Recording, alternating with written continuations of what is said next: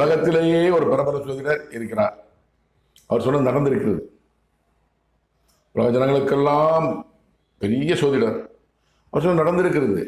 2021 தமிழக முதலமைச்சராக மு.க. ஸ்டாலின் தான் வருவார் என்று அந்த ஜோதிடர் கூறினார். எப்ப சொன்னாரு? 17/12/2016, 18/12/2016, இது பண்ண 2016 கொண்டு அன்னைக்கே சொன்னாரு. அடுத்த முதலமைச்சர் மு.க. ஸ்டாலின் 2021 மு.க. முதலமைச்சர் வந்தாரு.